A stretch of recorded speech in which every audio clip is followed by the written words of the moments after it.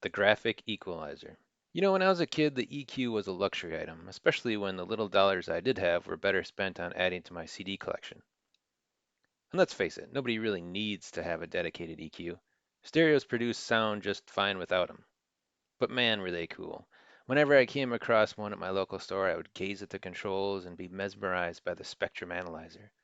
I don't know what it was, did, or how it worked, but I knew I wanted it. But I'm not a kid anymore, and if you watched my previous video, you'll know I recently upgraded my speakers, which left me in an upgradey sort of mood. Let's shop for a graphic equalizer. Before I start looking for secondhand gear, I always like to check out what new products are on the market these days. Do a search for new EQs, and it's almost entirely rack-mounted appliances for pro audio recording.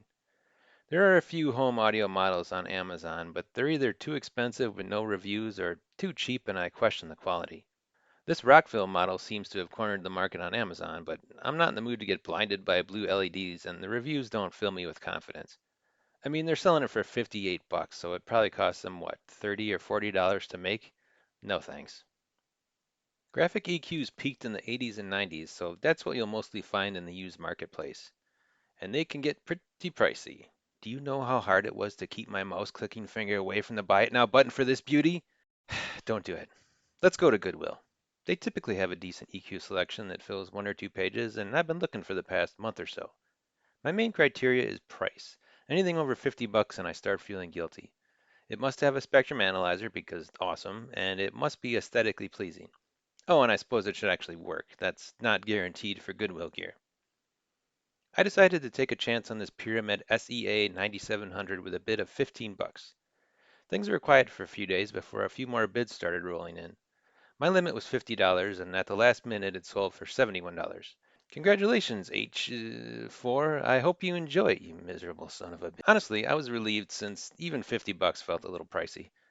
Forgetting about the Pyramid, I moved on to this RCA model that caught my eye. This time I sat back and watched three people duke it out with a starting bid of $10.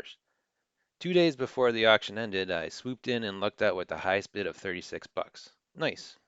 This EQ was released in 1999, originally badged as an Optimus 312030. Price $129.99. Adjusted for inflation, that's $320 today. That same year, Radio Shack agreed to carry RCA products in a 5-year agreement for an RCA Digital Entertainment Center store within a store.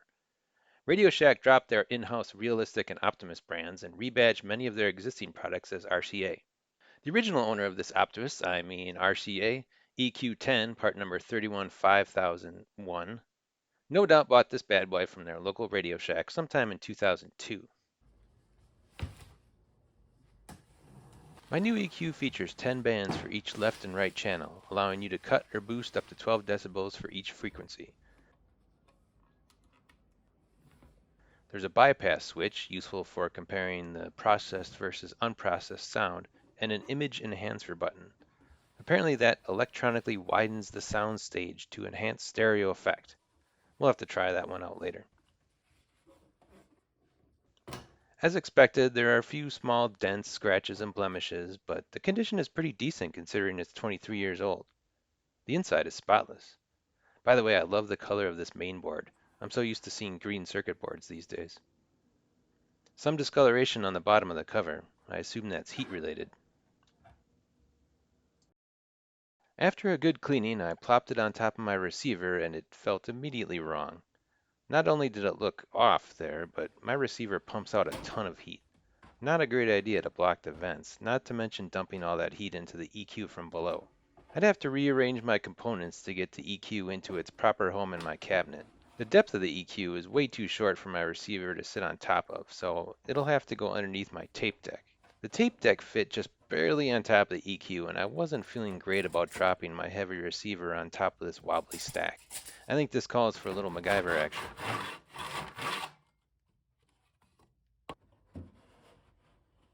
Fits like a glove. Things are a lot more stable now.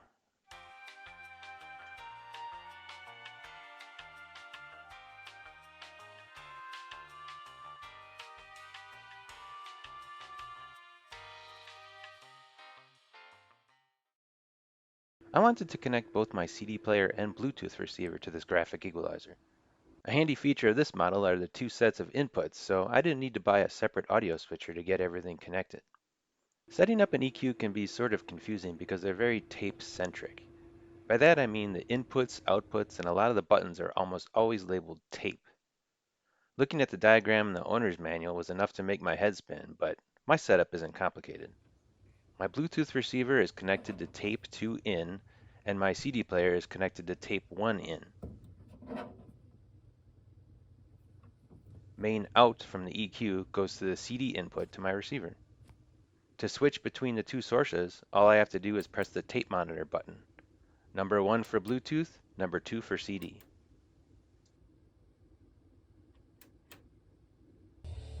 There's a display level slider for the spectrum analyzer to make adjustments based on the input so you can make it look just right.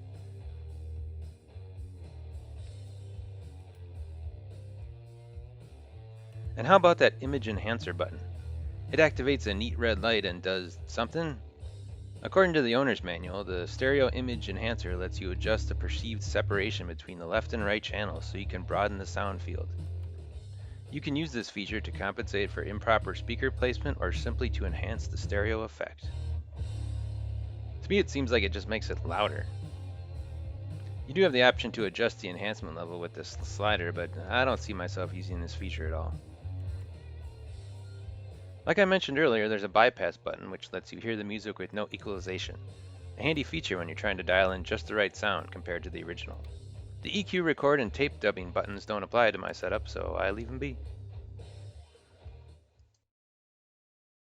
I bought my RCA EQ-10 from the Goodwill of Central and Coastal Virginia for $36. With tax, shipping, and handling, the total came to $57.46. You know, when this graphic equalizer hit the Radio Shack store shelves in '99, it wasn't anything special. There were certainly better models out there from the likes of Sony, Kenwood, and Pioneer, but how does it stack up to its contemporary rivals? I'll let you decide, but I think you know how I feel. So how much have I spent since I started this project 3 years ago? $295.40 was the total for all the components before I spent another $127.38 on speaker upgrades a few weeks ago. With the new EQ score, that puts the total at $480.24. I still consider that a bargain for what I got. And let's not forget about the experience. I had a blast hunting down, cleaning up, setting up, and learning about all my new used stereo goodies. And I had a great time making these videos too. That's money well spent in my book. So what do you think? Any other upgrades you think I should go for? Let me know your suggestions in the comments. I read every one and respond to as many as possible. Thanks so much for watching. I'll see you next time.